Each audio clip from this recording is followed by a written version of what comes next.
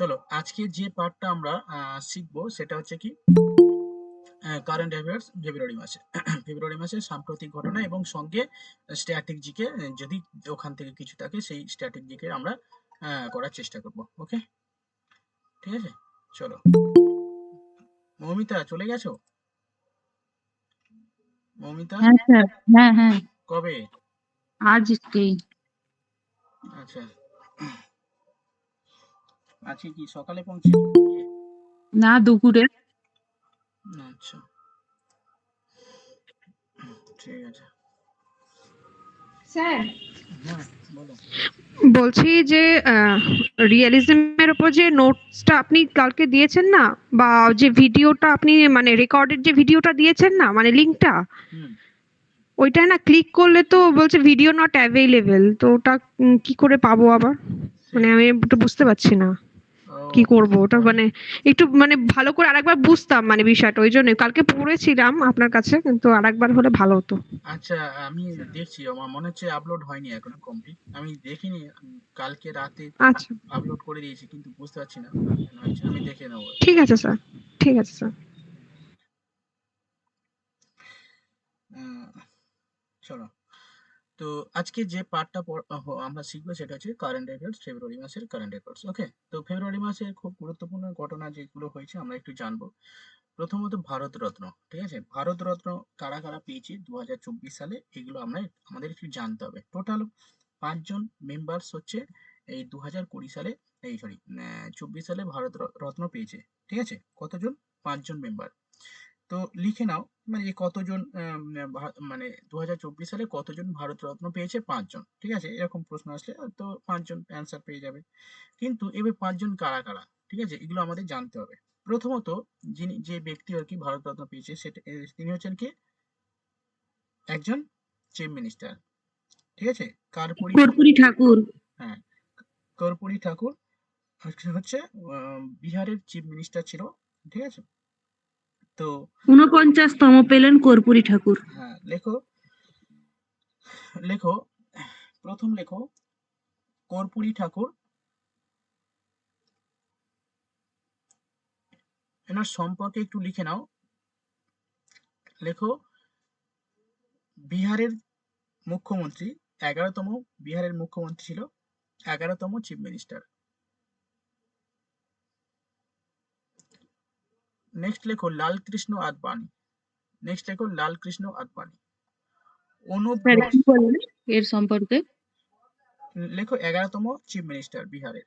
অনুপ ঘোষ, শুনতে পাচ্ছ? অনুপ ঘোষ, হ্যালো, একটু যদি শুনতে পাও একটু আনমিউট করো।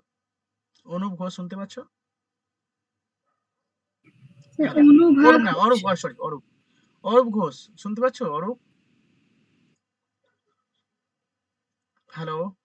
হ্যাঁ হ্যাঁ, শুনতে পাচ্ছি। বলছি স্যার, আপনি কবে অ্যাডমিশন নিয়েছেন? আমি নিয়েছিলাম ওয়েডনেসডে, হয়তো বুধবার। এই বুধবার? হ্যাঁ, এই বুধবার। আজকে কি বার? আজকে ধরো, ও আচ্ছা আচ্ছা, এটা প্রথম ক্লাস কি? হ্যাঁ, এটাই প্রথম ক্লাস করছি। ওকে ওকে, ঠিক আছে ওকে। আমি ভাবলাম যে হ্যাঁ, আগে অ্যাডমিশন নিয়েছেন তো এতদিন ক্লাস করেননি সেই কারণে। না আমি ক্লাস করতে পারিনি, কিছু সমস্যা ছিল। ঠিক আছে, তো মানে অ্যাকচুয়ালি আমি বলছি যে আমার মানে যে আপনি যে টাইমগুলো একটা রেখেছেন না, 3টা থেকে, ওই 3টা থেকে একটু সমস্যা হয়ে যায়, ওই সময়টাতে একটু প্রবলেম হয়। তো ওই টাইমটা চেঞ্জ করে যদি 8টা থেকে করা যায় তাহলে একটু বেটার হতো। না না, অ্যাকচুয়ালি আমার এখানে তো শুধু এসআই এর জন্য ছেলেমেয়েরা পড়াশোনা করছে না, তো এসআই এর ক্লাসগুলো বেশিরভাগ রাতে আছে, বুঝলে, 8টা থেকে আচ্ছা আচ্ছা। বেশিরভাগ আছে স্যার কিন্তু। একই প্রবলেম আমারও স্যার, এটা আমি রিকোয়েস্ট করেছিলাম একবার। হ্যাঁ, সুচন্দ্রা, সুচন্দ্রা কি না, তুমি ছেলে সুচন্দ্রা হয়ে যাচ্ছে এখানে। সুচন্দ্রা, তোমার নাম কি? সুচন্দ্রা, সুচন্দ্রা, ঠিক সুচন্দ্রা হালদার লেখা আছে। তুমি কে, মানে কে বলে একটু বলো তো। মিউট করো, আনমিউট করো। হ্যাঁ বলুন, আমি সমাধান সমাধান। সমাধান, আচ্ছা আচ্ছা, ঠিক আছে। নামটা একটু লিখে রাখবে সমাধান, তাহলে আমার বুঝতে হবে। তো যাই হোক আর কি, বিষয়টা হচ্ছে দেখো এখানে শুধু এসআই যে ক্লাসগুলো বেশিরভাগ কিন্তু ওই 3-4 দিন রাতে ক্লাস হয়, ঠিক আছে? সেইগুলো তো অবশ্যই মাস্ট করবেন, ঠিক আছে? আর বাকি যে ক্লাসগুলো হয় তো সেগুলো দুপুরে যে টাইমগুলো দিই সেগুলো হচ্ছে একটু 2-1 দিন একটু আমার রেকর্ড শুনে নিতে হবে আপনাদের, 2-1 দিন যেগুলো পসিবল হয় না। বাকিটা একটু আপনারা লাইভ ক্লাস চেষ্টা করবেন, আর বাকিটা হচ্ছে 2-1 দিন যে ক্লাসগুলো ওই দুপুরে হয়, ঠিক আছে? সেগুলো একটু রেকর্ডিং দেখে নেবেন, তাহলে হয়ে যাবে, কভার হয়ে যাবে। আচ্ছা, বলছিলাম যে এসআই এর যে ক্লাসের টাইম টেবিলটা সেটা তো গ্রুপে দেওয়া হয়, এসআই গ্রুপে? হ্যাঁ, হ্যাঁ। এসআই আচ্ছা, গ্রুপ, আচ্ছা। হ্যাঁ, এসআই গ্রুপে দেওয়া হয়। জেনারেল ক্লাসও এসআই গ্রুপে দেওয়া হয়, দুটো গ্রুপেই দেওয়া হয়, যে যেমন যতটুকু পারে চেষ্টা করে, ঠিক আছে, পড়ার। বুঝলেন? তো ঠিক আছে, আহ, রাতের ক্লাস হলে অবশ্যই করবেন, তাহলে হয়ে যাবে। স্যার সিলেবাসের জন্য রিকোয়েস্ট করেছিলাম এসআই এর, একবার করেছিলাম, একটু জিজ্ঞেস বলছি। ঠিক আছে, আমি একটা মানে আমি আর বলবো না, আমি একটা ভিডিও করে দেবো কালকে। কাল কালকে দেখি একটা ভিডিও করার চেষ্টা করবো সিলেবাস নিয়ে, ঠিক আছে? পুরো ডিটেলস সিলেবাস নিয়ে। ওকে ওকে। ঠিক আছে। আচ্ছা চলো, যে বিষয়টা হচ্ছে প্রথমত লেখক কর্পূরী ঠাকুর হয়ে গেছে, ইনি 11তম চিফ মিনিস্টার বিহারের, ঠিক আছে? চলো নেক্সট লেখো লালকৃষ্ণ আদবানি। 2 নম্বর লেখো লালকৃষ্ণ আদবানি। ইনি ছিলেন আমাদের ভারতবর্ষের একজন কি home minister, deputy former home minister. Deputy prime minister ছিলেন, ঠিক আছে? ইনি একজন বিজেপির। স্যার হোম মিনিস্টার ছিলেন না? না, লালকৃষ্ণ আদবানি হোম মিনিস্টার ছিলেন না, ডেপুটি প্রাইম মিনিস্টার ছিলেন, ঠিক আছে? এবং বিজেপির লিডার ছিলেন একজন। পুরো নামটা একবার বলবেন? হ্যাঁ, এল কে আদবানি, লালকৃষ্ণ আদবানি। নাম্বার তাহলে কি লিখবো, ফরমার ডেপুটি প্রাইম মিনিস্টার? হ্যাঁ, ফরমার ডেপুটি প্রাইম মিনিস্টার, সপ্তম সপ্তম deputy prime minister of India. Okay. Number 3 লেখো স্বামীনাথন, ডক্টর এম.এস স্বামীনাথন। এটা আমরা প্রত্যেকেই জানি, ফাদার অফ গ্রিন রেভলিউশন, মানে সবুজ বিপ্লবের জনক, কিছুদিন আগে যিনি মারা গেলেন। ফাদার অফ গ্রিন রেভলিউশন হচ্ছে স্যার, স্যার নামটা আরেকবার বলুন, নামটা আরেকবার বলুন, 3 নম্বরটা। Doctor M S Swaminathan. M S Swaminathan, ও okay. Father of green revolution, সবুজ বিপ্লবের জনক।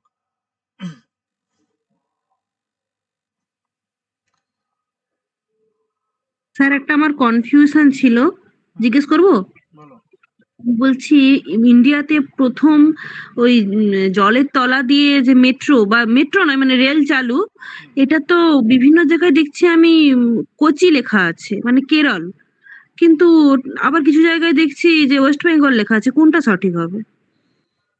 কেরলের কোচি থেকে তো এখনো পর্যন্ত যায়নি, সেটা কবে হয়েছে জানি না। স্যার আপনি দেখবেন বিভিন্ন জায়গায়, মানে আমি এর আগে পর্যন্ত দেখছিলাম, ফুড এসআই এক্সামের আগে পর্যন্ত বিভিন্ন যে হয় না, বিভিন্ন এতে থাকে না, ওটা আমি দেখেছি কেরালা অ্যান্সার দিচ্ছে। দেখে নাও, গুগল করে নাও। গুগল তো এখন তো দেখাচ্ছে ফার্স্ট, মানে এতে ওয়েস্ট বেঙ্গলে, কিন্তু ওখানে কিন্তু দেখাচ্ছে যে কেরল, এবং এটা প্রধানমন্ত্রী উদ্বোধন করে যেটাও দেখাচ্ছে। আচ্ছা ঠিক আছে, আমি চেক করে নেবো, পরে দেখে নেবো। আচ্ছা হ্যাঁ, একটু চেক করে বলবেন স্যার। হ্যাঁ, নেক্সট পিভি নরসিংহ রাও। নেক্সট দেখো পিভি নরসিংহ রাও।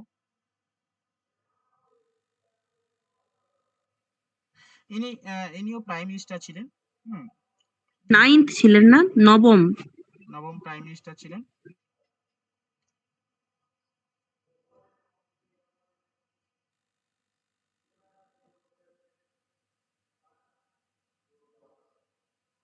হয়েছে। নেক্সট লেখো চরণ সিং। পঞ্চম, ফিফথ। স্যার এর আগে, স্যার এর আগের জন্য একটা বলুন কে ছিলেন? নেক্সট লেখো, আচ্ছা, নরসিংহ রাও। নরসিংহ রাও লেখো।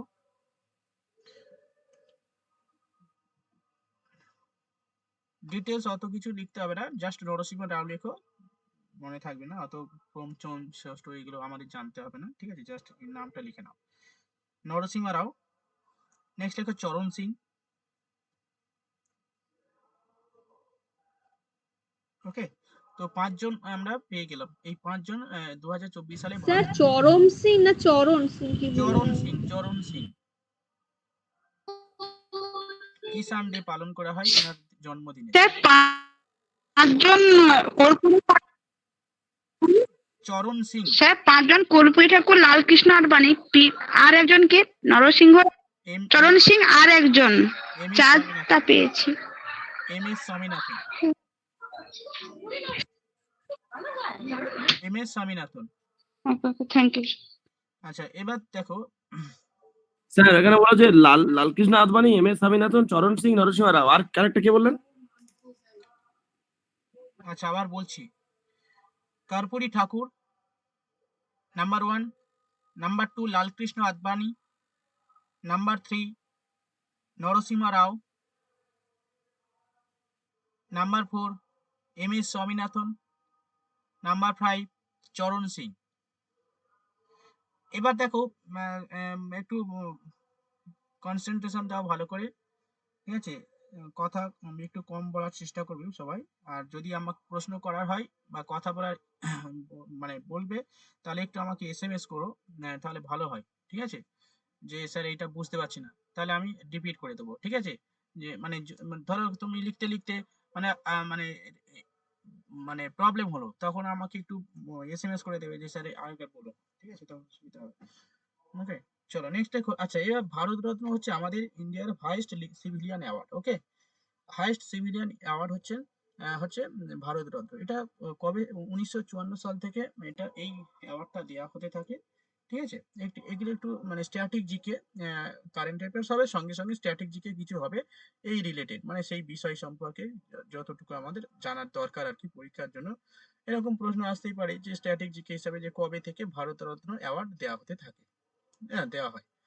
তো 1954 সাল থেকে এই অ্যাওয়ার্ডটা দেওয়া হয়, ঠিক আছে? ভারতরত্ন অ্যাওয়ার্ড, এবং এটা ভারতবর্ষের হাইয়েস্ট সিভিলিয়ান অ্যাওয়ার্ড, ঠিক আছে? হাইয়েস্ট সিভিলিয়ান অ্যাওয়ার্ড হচ্ছে ভারতরত্ন। ওকে, এবং এই যদি বলা হয় ভারতরত্ন প্রথম কে পায়, প্রথম তিনজনকে দেওয়া হয় ভারতরত্ন। একটা কে, চক্রবর্তী রাজা গোপালাচারী, সর্বপল্লী রাধাকৃষ্ণা, এবং হচ্ছে সিভি রামান, ঠিক আছে? সিভি রামান, ইনি একজন সায়েন্টিস্ট, সরি পদার্থবিজ্ঞানী আর কি, পদার্থবিজ্ঞানী। সিভি রমন, চক্রবর্তী রাজা গোপালাচারী, এবং হচ্ছে সর্বপল্লী রাধাকৃষ্ণন। এই তিনজনকে প্রথম এই ভারতরত্ন অ্যাওয়ার্ড দেওয়া হয়। যে কথাগুলো বললাম যদি না জানা থাকে সেগুলো একটু লিখে নেবে, পয়েন্ট আউট করে নেবে, আর যাদের জানা আছে তারা না লিখলেও হবে। ওকে, চলো পরের প্রশ্ন। মানে এই ভারতরত্ন অ্যাওয়ার্ড সম্পর্কে তার মানে ডিটেলস সমস্ত কিছু হয়ে গেল। ওকে, হ্যাঁ, রিপিট প্লিজ। আচ্ছা ঠিক আছে, আবার বলছি, ভারতরত্ন অ্যাওয়ার্ড দেওয়া হয় 1954 সাল থেকে, ঠিক আছে? নেক্সট লিখে নাও, প্রথম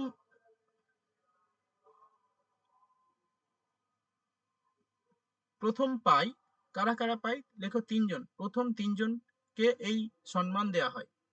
এক নম্বর লেখো সর্বপল্লী রাধাকৃষ্ণন, নাম্বার 2 লেখো চক্রবর্তী রাজা গোপালাচারী, নাম্বার 3 লেখো সিভি রমন, সিভি রমন।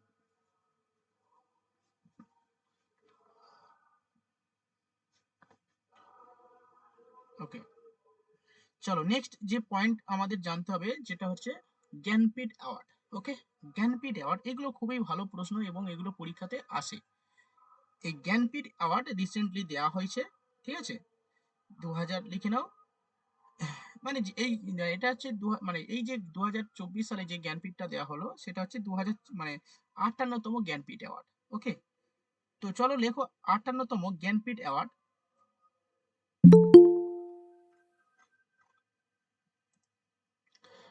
ঠিক আছে, লেখো 58তম জ্ঞানপীঠ অ্যাওয়ার্ড 2023 কে পেলেন? ফারহেনা তুমি লিখতে শুরু করো, আমাদের জাস্ট শুরু হয়েছে, এবং হচ্ছে কয়েকটা হয়েছে, ভারতরত্ন সম্পর্কে একটা হয়েছে, বাকি সেকেন্ড, এটা সেকেন্ড প্রশ্ন, তুমি এখন থেকেই লিখতে শুরু করো। ওকে, চলো দেখো, রিসেন্টলি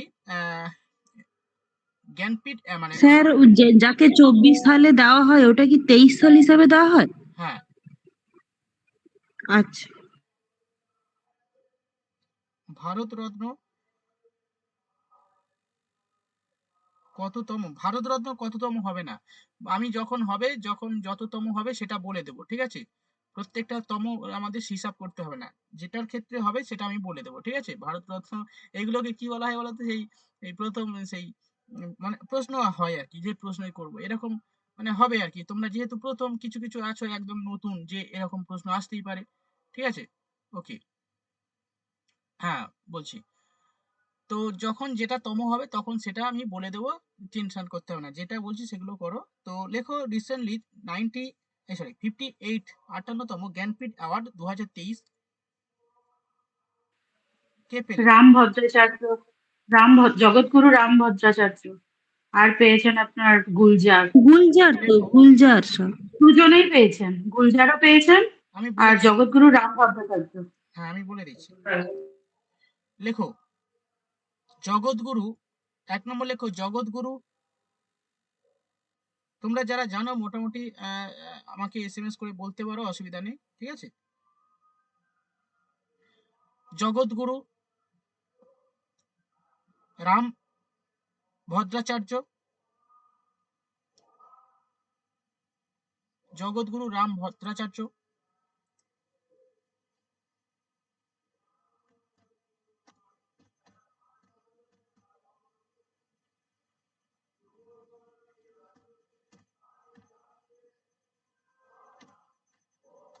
নাম্বার 2 লেখো গুলজার,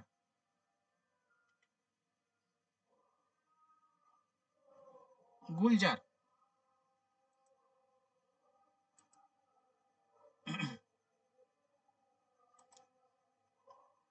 ওকে, আমি একটু তোমাদেরকে একটু ছবি দেখিয়ে দিচ্ছি যাতে মনে রাখতে পারো। স্যার বলছিলাম যে জ্ঞানপীঠের ইংলিশ নেমটা কি? আপনাকে আমি মেসেজ করেছি, আপনি দেখেননি হয়তো। জ্ঞানপীঠের ইংলিশ কোনো নেম হয় না, ওইটাই জ্ঞানপীঠ অ্যাওয়ার্ড বলা হয়।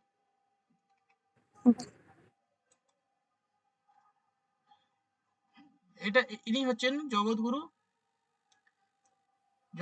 রাম ভদ্রাচার্য। ভদ্রাচার্য, ইনি হচ্ছেন সেই ব্যক্তি, ঠিক আছে? ওকে, নাম্বার 2 লেখো গুলজার, গুলজার হয়েছে।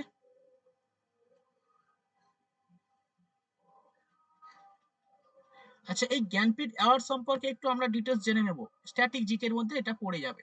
ওকে, এই জ্ঞানপীঠ অ্যাওয়ার্ড হচ্ছে ইন্ডিয়ার highest and oldest literary award, মানে এটা সাহিত্য ক্ষেত্রে সব থেকে প্রাচীন অ্যাওয়ার্ড হচ্ছে জ্ঞানপীঠ অ্যাওয়ার্ড। এবং এই জ্ঞানপীঠ অ্যাওয়ার্ড মানে সাহিত্য ক্ষেত্রে অনেক অ্যাওয়ার্ড দেওয়া হয়, এর মধ্যে সব থেকে প্রাচীনতম অ্যাওয়ার্ড হচ্ছে জ্ঞানপীঠ অ্যাওয়ার্ড। এবং প্রথম জ্ঞানপীঠ অ্যাওয়ার্ড যাকে দেওয়া হয় তিনি হচ্ছেন জি শঙ্কর কপুর। জি শঙ্কর কপুরকে প্রথম, কুরুপ, কুরুপ স্যার, কুরুপ, সরি কপুর বলছে, হ্যাঁ কুরুপ স্যার। জি শঙ্কর কুরুপ কে প্রথম এই জ্ঞানপীঠ অ্যাওয়ার্ড দেওয়া হয়। লিখো ফার্স্ট উইনার, আমার এই জি শঙ্কর কপুর হয়ে যায় বারবার, আমি যখনই পড়ি যে মানে কুরুপ হবে। ওকে, লেখো জি শঙ্কর কুরুপ 1956 সালে প্রথম উইনার। লেখো ফার্স্ট উইনার 65, প্রথম 1965 সালে জ্ঞানপীঠ অ্যাওয়ার্ড দেওয়া হয় জি শঙ্কর কুরুপকে।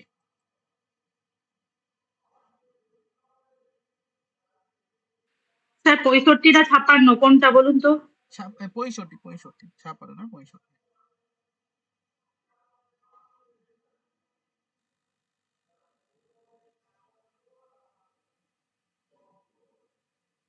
ওকে, আচ্ছা, আরেকটা একটু জেনে নিতে হবে, সেই মানে এই যে জগৎগুরু রাম ভদ্রাচার্য ইনি একজন সংস্কৃত স্কলার ছিলেন, মানে সংস্কৃত স্কলার, ঠিক আছে? সংস্কৃত ক্ষেত্রে ইনি বই লেখেন, আর গুলজার ইনি হচ্ছেন উর্দু সাহিত্যের একজন কবি, ঠিক আছে? স্যার উনি উর্দু সাহিত্য প্লাস বলিউড লিরিসিস্ট। হ্যাঁ।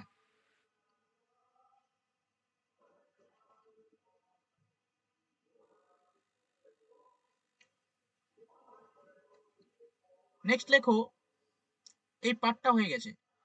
এবার যে পার্টটা আমরা শিখবো সেটা হচ্ছে দাদা সাহেব ফালকে অ্যাওয়ার্ড। লেখো দাদা সাহেব ফালকে অ্যাওয়ার্ড 2024। দাদা সাহেব স্যার ফালকে, জি শঙ্কর কুরুপ 1965 সালে প্রথম উইনার, তারপর কিছু বললেন? না আর কিছু বলিনি।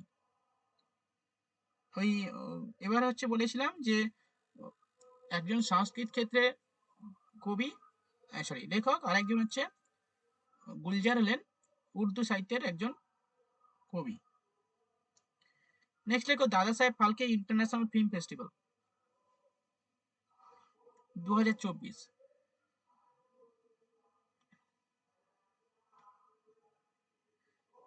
হয়েছে? Dada Saheb Phalke international film festival award 2024। Best actor এর নাম কি? Who Shahrukh Khan. Best actor awarded, who won best actor awarded Dada Saheb Phalke international film festival 2024? লেখো Shahrukh Khan.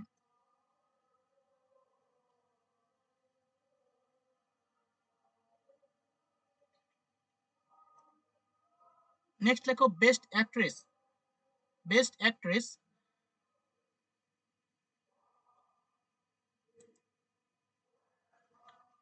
Best actress Rani Mukherjee. Rani Mukherjee best actress.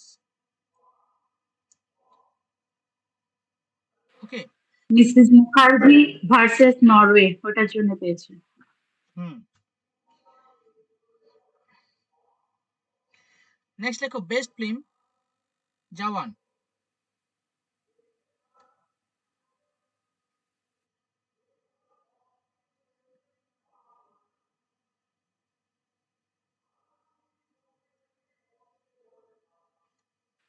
Sir আপনি কি বললেন? স্যার বেস্ট ফিল্ম মানে সেরা চলচ্চিত্র জওয়ান। বেস্ট তো স্যার এখানে কি ক্রিটিক্যাল গুলো করার দরকার পড়ে? মানে আপনি কখনো ক্রিটিক্যাল গুলো লেখাননি তো? মানে ক্রিটিক চয়েস যেগুলো আর কি। না অতটা গুরুত্বপূর্ণ না, সেই কারণে লেখাই না। মানে আগেও যে আপনি দাদা সাহেব ফালকে লিখিয়েছেন। হুম। আচ্ছা আচ্ছা, ঠিক আছে।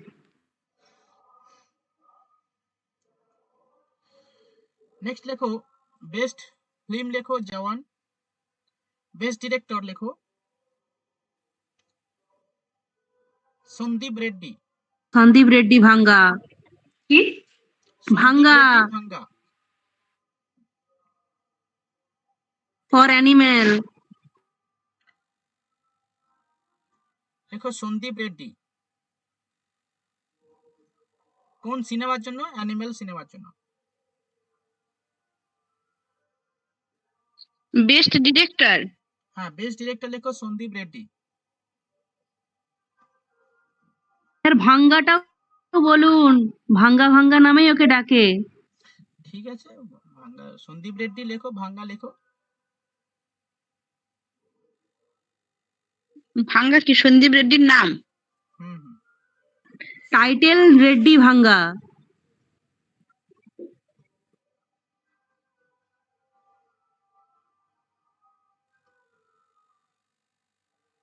নেক্সট লেখো, নেক্সট প্রশ্ন। খেলো ইন্ডিয়া ইউনিভার্সিটি গেম। খেলো ইন্ডিয়া ইউনিভার্সিটি গেম 2024। কি খেলো স্যার? খেলো ইন্ডিয়া ইউনিভার্সিটি গেম 2024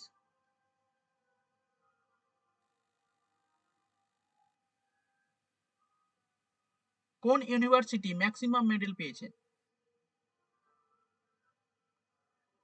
লেখো চণ্ডীগড় ইউনিভার্সিটি।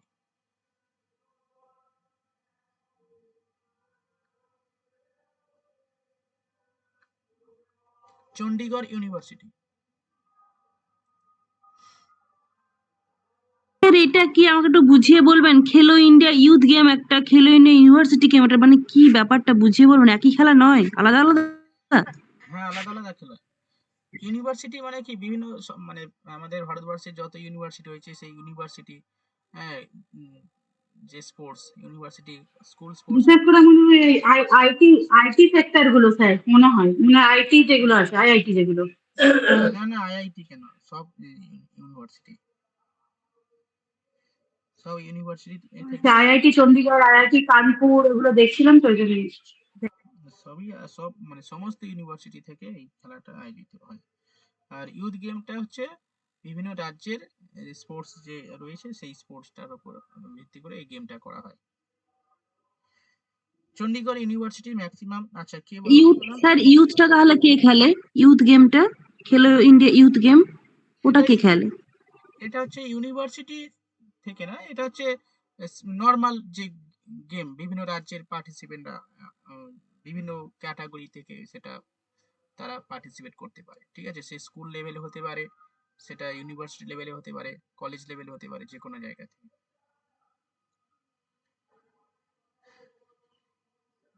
চণ্ডীগড় লেখো, Chandigarh university highest number of maximum medal পেয়েছেন চণ্ডীগড় ইউনিভার্সিটি।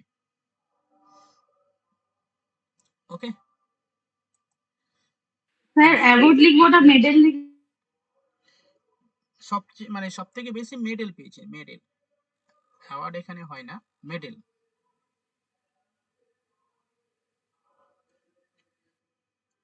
নেক্সট,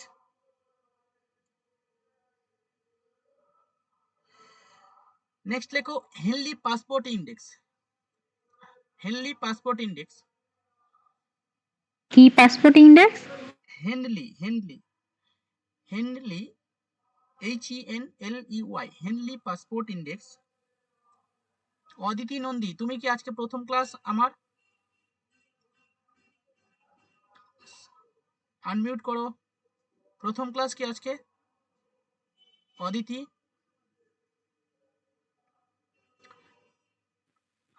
হ্যাঁ স্যার, আজকে আমি প্রথম ক্লাস করছি। কবে অ্যাডমিশন নিয়েছো? কত স্যার তারিখ? 1 সপ্তাহ 10 দিন। 10 দিন হয়ে গেছে, আজকে তুমি সবে ক্লাস করছো, কি করে হবে বলো তো? সময় পাও না? না স্যার, এবার হয়ে যাবে, কিছুদিন একটু সমস্যা হয়ে গেছিল বলে করতে পারিনি, এবার কন্টিনিউ হয়ে যাবে। আচ্ছা আচ্ছা, ঠিক আছে, অসুবিধা নেই। এই কারণে জিজ্ঞাসা করলাম একটু, মানে একটু যেহেতু অ্যাডমিশন নিয়েছো, তো আমার একটা রেসপন্সিবিলিটি আছে, তুমি আমার কাছে পড়াশোনা করছো, ভর্তি হয়েছো, তাহলে আমার রেসপন্সিবিলিটি আছে তোমাকে একটু এগিয়ে নিয়ে যাওয়া, ইয়েস অর নো? তুমি তাহলে আমার সঙ্গে ক্লাসে না আসলে, হ্যাঁ, মক টেস্ট না দিলে, অ্যাটাচ না থাকলে কি হবে না, বুঝলে? তো সেই আচ্ছা কারণে স্যার। একটু টাচে থাকতে হবে আমার হ্যাঁ সঙ্গে, হ্যাঁ স্যার। গ্রুপে যা দেবো তাই করবে, ক্লাসে একটু আসার চেষ্টা করবে, প্রবলেম হবে, হ্যাঁ, সবাই সমস্ত প্রবলেম রয়েছে, হ্যাঁ, সমস্ত প্রবলেমটাকে ওভারকাম করে একটু সাইড, সমস্ত প্রবলেমগুলো একটু ব্যাক সাইডে রেখে এগুলোকে, হ্যাঁ হ্যাঁ, কাল যেমন 8টাতে ক্লাস হবে, এডুকেশন ক্লাস এরকম হবে। স্যার কাল দুপুরে কি কোনো ক্লাস হবে? না না না, দুপুরে কালকে ছুটি থাকে, কালকে দুপুরে কোনো ক্লাস নেই। স্যার 7:30 করুন না, এই টাইমটা আমার ভালো হয়, আমি কোনো ক্লাসই করতে পারছি না। দেখছি, কেন ক্লাস করতে পারছো না কেন? 7:30 রাতে তুমি? না না, আমার প্রবলেম আছে, বললাম না স্যার, একদিন আপনাকে ফোন করে। হ্যাঁ হ্যাঁ, ঠিক আছে, একটু ম্যানেজ করবে, দেখা যাচ্ছে, আমিও চেষ্টা করবো 7:30 থেকে নেওয়া, ঠিক আছে, রেট বলে দেবো টাইম। তো স্যার হ্যাঁ বলো, পারে না বলো। বলছি, স্যার আমি একটু বলছি, আপনি কি ভিডিওটা রেকর্ডিং করছেন? হ্যাঁ, রেকর্ডিং হচ্ছে। বলছি আমি লেফট করলাম একটু, মানে আমার হাজবেন্ড হসপিটালাইজড আছে, তো আমি একটু লেফট করলাম। হ্যাঁ হ্যাঁ হ্যাঁ, চলে যাবো, ওকে ওকে, ঠিক আছে, ওকে, হ্যাঁ ঠিক আছে। হ্যাঁ হ্যাঁ, হ্যাঁ। চলো নেক্সট। আচ্ছা, চলো নেক্সট যেটা বলছিলাম সেটা হচ্ছে কি, হেনলি পাসপোর্ট ইন্ডেক্স। আজকে যে পার্টটা হচ্ছে সেটা হচ্ছে অদিতি, তোমার বা তোমরা যারা নতুন এসছো সাথী, অদিতি সাথী বা লাস্টে যারা এসছো তোমাদের প্রত্যেককে বলছি, আজকে যেটা হচ্ছে এই কারেন্ট অ্যাফেয়ার্স হচ্ছে, তো অনেক কিছু পার্ট হয়েছে, নেক্সট যেটা থেকে হচ্ছে সেটা তোমরা লিখতে শুরু করো। ওকে, হ্যাঁ, খাতা পেন নিয়ে লিখতে শুরু করো, কারেন্ট অ্যাফেয়ার্স এর খাতায় করো। হেনলি পাসপোর্ট ইন্ডেক্স, এই পাসপোর্ট ইন্ডেক্সে হচ্ছে ভারতের র্যাঙ্ক কত, ঠিক আছে? লেখো Henley 85th। Henley passport index, বললাম আমাকে এসএমএস করবে, ঠিক আছে? Henley passport index, Henley passport ইন্ডেক্সে ভারতের স্থান কত? লেখো হেনলি পাসপোর্ট ইন্ডেক্স 2024 ইন্ডিয়ার র্যাঙ্ক কত? হ্যাঁ, লেখো 85। এই হেনলি পাসপোর্ট ইন্ডেক্সটা কি একটু ডিটেলস বলি। দেখো পৃথিবীর সমস্ত দেশের মানুষরা এক দেশ থেকে অন্য দেশে যায়, যাতায়াত করে, অবাধে যাতায়াত করতে পারে না কেউ, তার জন্য পাসপোর্ট লাগে, ভিসা লাগে, পাসপোর্ট লাগে, ঠিক আছে? তো এই হেনলি পাসপোর্ট ইন্ডেক্সে প্রত্যেকটা দেশের র্যাঙ্ক রয়েছে, যার যত পাওয়ার রয়েছে সে তত বেশি দেশে ভ্রমণ করতে পারবে, ঠিক আছে? তো এই হেনলি পাসপোর্ট ইন্ডেক্সে প্রতি বছর প্রকাশিত হয় এবং ঠিক আছে, প্রতি বছর প্রকাশিত হয়। তো এই র্যাঙ্ক প্রকাশিত হয়, তো এখানে ইন্ডিয়া র্যাঙ্ক আজকে মানে এবছর অর্থাৎ 2024 সালে হেনলি পাসপোর্ট ইন্ডেক্সে ইন্ডিয়া র্যাঙ্ক কত? 85, ঠিক আছে? এবং 85 র্যাঙ্ক থাকার কারণে এই ইন্ডিয়া উইদাউট ভিসাতে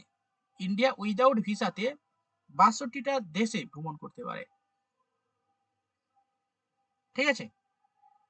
উইদাউট ভিসাতে 62টা দেশে তারা ভ্রমণ করতে পারে। এবং এই র্যাঙ্কিং এর দিক থেকে মানে মোস্ট পাওয়ারফুল পাসপোর্ট রয়েছে, কিছুদিন আগে সিঙ্গাপুর ছিল, এবছর অর্থাৎ 2024 সালে তার র্যাঙ্ক হচ্ছে ফ্রান্স হচ্ছে হেনলি পাসপোর্ট ইন্ডেক্সে টপ র্যাঙ্কে রয়েছে। নেক্সট দেখো মোস্ট পাওয়ারফুল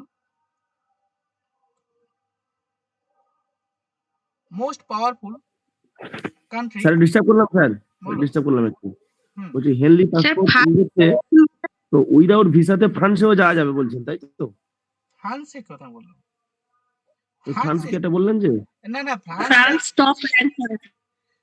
ফ্রান্স হচ্ছে টপ র্যাঙ্কে রয়েছে, মানে টপ র্যাঙ্ক। হ্যাঁ তাই ফ্রান্সের লোকেরা কতগুলো দেশে ভ্রমণ করতে পারে উইদাউট ভিসা?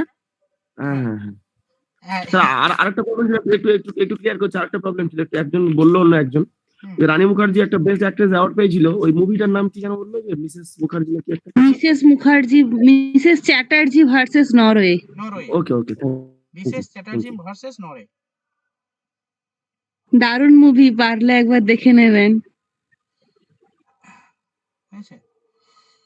তো যেটা বলছিলাম, হ্যাঁ, এবারে হচ্ছে যে মোস্ট পাওয়ারফুল কান্ট্রি ফ্রান্স, ঠিক আছে? মানে ফ্রান্স এই বিনা ইয়েতে আর কি, উইদাউট ভিসাতে অনেক দেশে, আমাদের ইন্ডিয়া মানে 85 র্যাঙ্ক হয়ে 62টা দেশে, তার মানে হচ্ছে মানে অনেক দেশে, মানে প্রায় 195টা দেশে হয়তো ভ্রমণ করতে পারে, মানে টপ র্যাঙ্কিং এ রয়েছে, ঠিক আছে?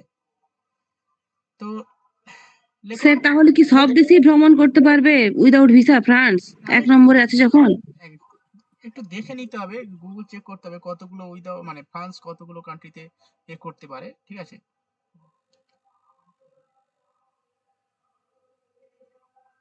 ওকে, স্যার কেন এটা করে, কেন যে এই 62টা দেশ, এদের সঙ্গে কি ইন্ডিয়ার কোনো বন্ধুত্বপূর্ণ মানে আছে, সম্পর্ক আছে, যার জন্য 62টা দেশ মানে উইদাউট ভিসা ভ্রমণ করতে দেয়?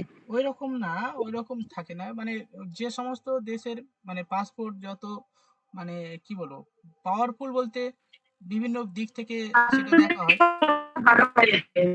হ্যাঁ, কোন দেশে যেতে পারে এক্সাম্পল বলো? নেপাল, ভুটান। ইন্টারন্যাশনাল রিলেশনশিপটা ভালো।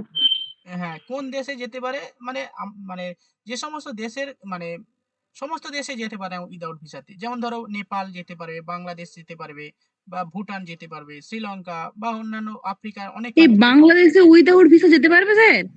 পাসপোর্ট লাগবে, ভিসা লাগে না মনে হয়, ঠিক আছে? আচ্ছা ভিসাটা লাগে শুনেছিলাম, কি জানি। হ্যাঁ স্যার ভিসাটা লাগে। ভিসা লাগে, ভিসা লাগে, আমি কয়েকদিন আগে পাসপোর্ট থাকলেই হয়। পাসপোর্ট থাকলে হয়। বাংলাদেশ আর পাকিস্তান দুটোতে লাগবে মনে হয় স্যার। জুলি কি বলছো? জুলি গিয়েছিল কিছুদিন আগে। জুলি তো বাপের বাড়ি এটা। বাংলাদেশ স্যার ভিসা লাগে স্যার, বাংলাদেশে ভিসা লাগে। হ্যাঁ ওটাই বলছি, ভিসা লাগে বাংলাদেশে। আচ্ছা, জুলি বাপের বাড়ি সেখানে ঘুরে এসেছিল কিছুদিন আগে, তাই তো? বাংলাদেশের কোথায় গেছিলে? তোমার দেশ বাড়ি কোথায়? রংপুর, রংপুরে। রংপুর, কত বিঘা জমি আছে? দিনাজপুর। কত বিঘা জমি আছে? 100 বিঘা? জুলি একটু এক্সপিরিয়েন্স বলো, কেমন এ বাংলা ভালো না ও বাংলা ভালো? মানে প্রকৃতি, পরিবেশ, রাজনীতি সব দিক থেকে। প্রকৃতি পরিবেশ বলবো, পরিবেশটা ঠিকঠাক না, তবে প্রাকৃতিক দিক থেকে খুব ভালো। গাছপালা, ঘরবাড়ি, মানে এরকম। আমাদের ভারতবর্ষ যেমন 1980-র দশকে যেমন ছিল, 1960-80-র দশকে যেমন ছিল, সেরকম বাংলাদেশ এখন। ঠিক আছে, তাই না? আপনি নিজে থেকে বলে দিচ্ছেন, ওকেও বলতে দিন, ও ভালো বলতে পারবে এগিয়ে আছে না পিছিয়ে আছে। ভাই বলো। ও জুলিতি, পভার্টি ইন্ডেক্সে তো ইন্ডিয়া থেকে এগিয়ে আছে না বলো র্যাঙ্কে। তোমার থেকে জানতে চাইছি। কি জানতে চাইছেন? দূর ভগবান, কি বলছি? বলছে যে উন্নতি বা সমস্ত কিছু এর থেকে কেমন এগিয়ে আছে, ইন্ডিয়া থেকে এগিয়ে আছে না পিছিয়ে আছে, এটা জানতে চাইছে। আরে তুমি তো সেখানে গেছো, তোমার দেশ বাড়িতে গেছিলে তো? হ্যাঁ স্যার। জমি বিক্রি ও করতে ধরম গেছিলে। সংকটে পড়ে গেছে, ও বাপের বাড়ি বলবে না শ্বশুর বাড়ি বলে বুঝতে পারছে না। জমি বিক্রি করতে গেছিল, ওইসব দেখেনি। ঠিক আছে, যে টাকা হ্যাঁ হ্যাঁ, নিয়ে জমি চলে এসছে। করতে গেছি আমি। আমি গেছি বিয়েতে, আমার পিসির মেয়ের বিয়েতে। ও আচ্ছা, হোয়াট এভার, চলো। আচ্ছা, মৌপিয়া, তোমার ওখানে কি লাগে? ভিসা, সৌদি আরবে যেতে গেলে ভিসা, পাসপোর্ট সব লাগে? হ্যাঁ হ্যাঁ লাগে, সব লাগে। আচ্ছা আচ্ছা, তো তো ওখানে ভিসা পাসপোর্ট লাগে, বাংলাদেশেও ভিসা পাসপোর্ট লাগে। তবে নেপালে কেউ গেছো? নেপাল, ভুটানে? নেপাল লাগে না, নেপাল ভুটান লাগে না। নেপাল আগের দিনই তো বললেন লাগে না। স্যার নেপালে ভিসা পাসপোর্ট কিছুই লাগে না। আচ্ছা আচ্ছা, ওই স্যার এর কারণটা কি জানেন? নেপাল, ভুটান এগুলোর কোনো না মানে জলপথ কোনো নেই, ঠিক আছে? তো ওরা ইন্ডিয়া জলপথ ইউজ করে। এর জন্য দুপক্ষ থেকে চুক্তি সাইন করা আছে যে দুপক্ষেরই কোনো কোথাও ভিসা পাসপোর্ট লাগবে না। সেটা তো ঠিক আছে। আচ্ছা, আমি একটা কথা বলছি ভুটানের ব্যাপারে। হ্যাঁ, আমি ভুটানের একদম কাছে থাকি, আমার বাড়ি থেকে ভুটান অ্যাপ্রক্সিমেটলি 1 আওয়ার ডিস্টেন্স। তো ভুটানের কিছু ডিস্টেন্স অব্দি কোনো পাসপোর্ট ভিসা লাগে না, কিন্তু একটা জায়গা আছে, একটা পয়েন্ট আছে, ওই জায়গাটার নাম হচ্ছে চুখা। তো ওই চুখা পয়েন্ট থেকে ভুটানের উপরে উঠতে গেলে ওইটা তখন জয়গাঁও বলে একটা জায়গা আছে, ইন্ডিয়ার একদম মানে একদম বর্ডার ওটা। ওখান থেকে কাগজপত্র বানাতে হয়, তারপর ওই ভুটানে ওঠার পারমিটটা পাওয়া যায়, কিন্তু মানে কোনো রকম পাসপোর্ট ভিসার ব্যবস্থা নেই। একটা কাগজপত্র বানাতে হয়, ওটাই ব্যাস। মিস্টার অরূপ, হ্যাঁ বল। আজ যা চিনতে পারলি? তোকে আমি দেখেছি। তাই? আমি তোকে জাস্ট হ্যাঁ, এখনই বল। দেখলাম। হ্যাঁ হ্যাঁ হ্যাঁ, তুই আগে ক্লাসে ছিলিস নাকি? আমি আজকেই জয়েন করলাম রে।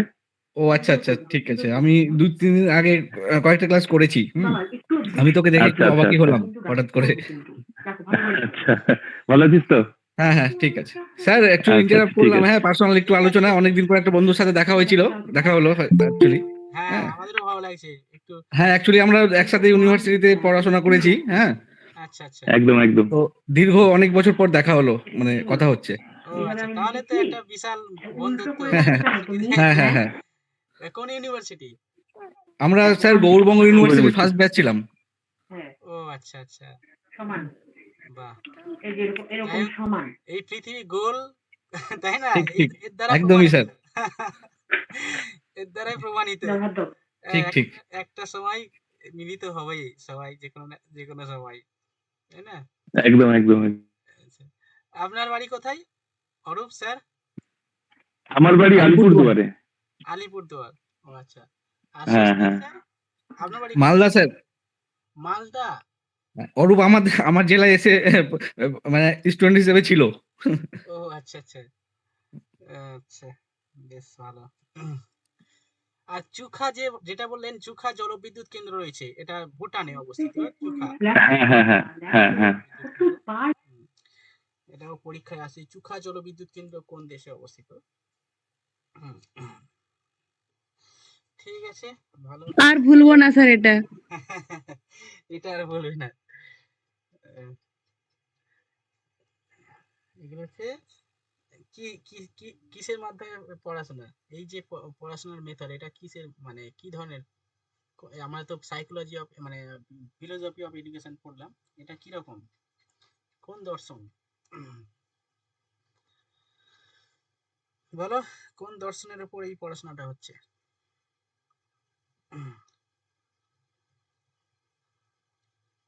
বলো ডালিয়া। অপশন দিন। নো অপশন, সব অপশনে কি করে হবে?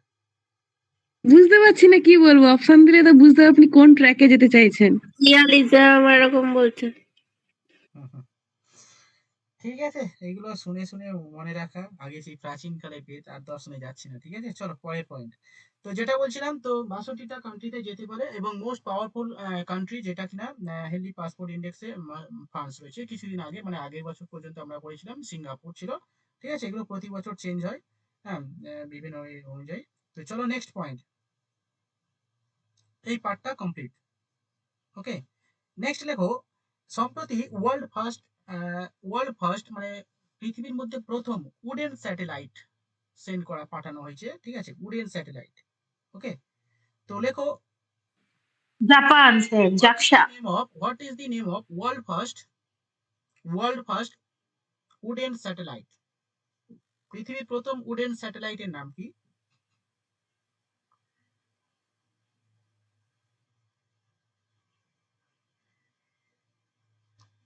পৃথিবীর প্রথম উডেন স্যাটেলাইটের নাম কি? What is the name of world first wooden satellite? Name লেখো লিঙ্গোস্যাট। লিঙ্গোস্যাট। লিঙ্গো না লিগ্নো? লিগনো, সরি কি বললাম, লিগনো, সরি, হ্যাঁ LignoSat, LIGNO, LignoSat, world first wooden satellite.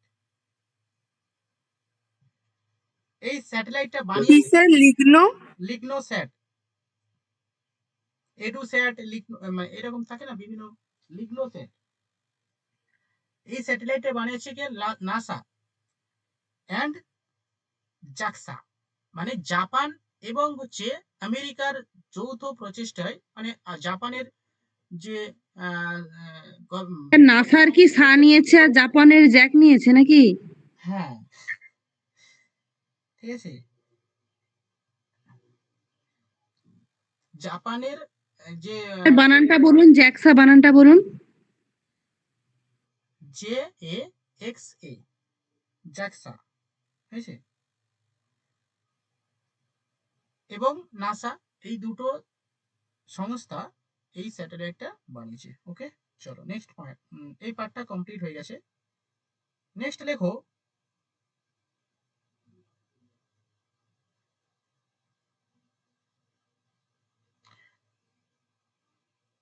Which space agency, কোন স্পেস এজেন্সি লঞ্চ করেছে ইনস্যাট 3DS স্যাটেলাইট? লেখো, which space agency, ISRO. Which space agency launch INSAT 3DS satellite? দেখো, INSAT হচ্ছে Indian satellite, ঠিক আছে, IRS হয়, ঠিক আছে, আর একটা হচ্ছে ইনস্যাট হয়। একটা মানে স্যাটেলাইট ডিফারেন্ট টাইপসের হয়, একটা জিওসিনক্রোনাস স্যাটেলাইট আর একটা সানসিনক্রোনাস স্যাটেলাইট, ঠিক আছে। তো এই ইনস্যাট হচ্ছে ইন্ডিয়ান যে স্যাটেলাইট, ইনস্যাট 3DS স্যাটেলাইট, এইটা লঞ্চ করেছে কে? লেখো ISRO, Indian space research organisation. Okay, এই স্যাটেলাইটটা মানে উদ্দেশ্যটা কি? এই স্যাটেলাইট পাঠানোর উদ্দেশ্যটা কি?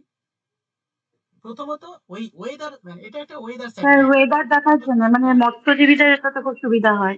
হ্যাঁ, এটা ওয়েদার স্যাটেলাইট, মানে কি ওয়েদার সম্পর্কে পূর্বাভাস দেওয়া, পুরো ওয়েদার সম্পর্কিত সমস্ত ধরনের তথ্য আমরা পাবো এখান থেকে। ঠিক আছে, লেখো এই স্যাটেলাইটটার স্পেশালিটি, লেখো weather satellite launched by ISRO, Indian space research organisation. Okay, চলো নেক্সট লেখো। আচ্ছা এখান থেকে আর কি লিখবো, কোথা থেকে পাঠানো হয়েছে এটা যদি প্রশ্ন আসে লেখো Sriharikota, from Sriharikota, launch from Sriharikota Andhra Pradesh. এগুলো বেশিরভাগ যে স্যাটেলাইট গুলো পাঠানো হয় বেশিরভাগ হচ্ছে শ্রীহরিকোটা থেকে লঞ্চ করা হয়, উত্তোলন করা হয় অন্ধ্রপ্রদেশের শ্রীহরিকোটা থেকে, ঠিক আছে। স্যার একটা কোশ্চেন ছিল, করি? বলো। বলছি এই যে গগনযান, হুম, গগনযানে আপনি লিখিয়েছিলেন যে রোবট যাবে ওই ভূমিত্রা, তাই তো? হুম, তো ভূমিত্রা যাবে, কিন্তু এই কয়েকদিন আগে আমাদের প্রধানমন্ত্রী করলো না, 4 জন অ্যাস্ট্রোনটের নাম করলো না? হুম। তাহলে কে যাবে? ভূমিত্রা যাবে না ওই 4 জন যাবে? হ্যাঁ 4 জন মানে ওখানে তো ওই ও একজন মহাকাশ যানে 3 জন তো রয়েছে, 3 জন মানব যাবে মানে ম্যান যাবে। হ্যাঁ 3 জন মানুষ যাবে 3 আর জন না, একজন 4 জন তো স্যার, 4 জন না? না 4 জন, 4 জনের মধ্যে 3 জন হচ্ছে মানুষ যাবে এবং হচ্ছে আরেকজন রোবট যাবে ওই যে ভূমিত্রা। স্যার 4 জন তো, 4 জনের নাম অ্যানাউন্স করলো না, যে 3 জন উইং কমান্ডার আর একজন হচ্ছে যে সরি 3 জন ক্যাপ্টেন আর একজন উইং কমান্ডার। এয়ারফোর্স ডিপার্টমেন্ট থেকে 4 জনকে সিলেক্ট করা হয়েছে না, 4 জনের নাম অ্যানাউন্স করলো তো। কি জন কত, আমি যে কারেন্ট অ্যাফেয়ার্স যেটা লিখেছিলাম কতজন লিখেছিলাম? স্যার ওটা লেখাননি আপনি, আপনি ভূমিত্রা পর্যন্ত লিখিয়েছেন, ওটা লেখাননি এখনো। আচ্ছা রোবট যাবে তাই তো, রোবট তো যাবে, হ্যাঁ রোবট। রোবটটা, হ্যাঁ রোবট ওই এটা, ওটার নাম ভূমিত্রা, এটা লিখিয়েছিলেন। হুম, টোটাল 4 জনই লিখেছিলেন, একজন রোবট আর 3 জন হচ্ছে সেটাই মানুষ। আমি আমি গুলিয়ে ফেলছো কেন, 3 জন 4 জন আমি লিখেছি, কি বলছো? টোটাল 4 জন। সেটাই, খাতাপত্র দেখো। চলো হ্যাঁ 3 জন মানুষ তো, 3 জন মানুষ। চলো নেক্সট লেখো। আচ্ছা যেটা বলছিলাম কোথায় ছিলাম? আচ্ছা ইয়ে স্যার স্যার ইনস্যাট 3D এর মাধ্যমে আবহাওয়া সম্পর্কিত কি বললেন ওটা একটু বলে দেবেন? আবহাওয়ার পূর্বাভাস দেওয়া হয়। স্যার একটু গ্রুপে দেখুন, পরে 4 দেখেন, জনের নাম পাঠিয়েছি, দেখুন একটু। ঠিক আছে, হ্যাঁ পরে দেখছি। আচ্ছা যেটা বলছিলাম আর কি, কোথায় ছিলাম এতক্ষণ? স্যার শ্রীহরিকোটা। থিওরিকাটা কমপ্লিট, ওকে হ্যাঁ। আচ্ছা চলো বিষয়টা বলবো, হ্যাঁ নেক্সট দেখো। নিউ প্রেসিডেন্ট মানে আমাদের ইন্টারন্যাশনাল, আমাদের বলে ভুল হলো, আমরা এমন ভাবে বলছি যেন ঘরে ইন্টারন্যাশনাল কোর্ট অফ জাস্টিস, ঠিক আছে, মানে আন্তর্জাতিক বিচারালয়। আন্তর্জাতিক বিচারালয়ে নতুন একজন বিচারপতি হয়েছে। এগুলো মানে পরীক্ষায় খুবই গুরুত্বপূর্ণ আর কি, পরীক্ষায় আসে। দেখো দেখো ইন্টারন্যাশনাল কোর্ট অফ জাস্টিস এর প্রথম হচ্ছে নতুন যে প্রেসিডেন্ট তিনি কে হলেন? Who become the new president of international court of justice? Who become the new president of international court of justice? আন্তর্জাতিক বিচারালয়ের নতুন প্রেসিডেন্ট কে হলেন?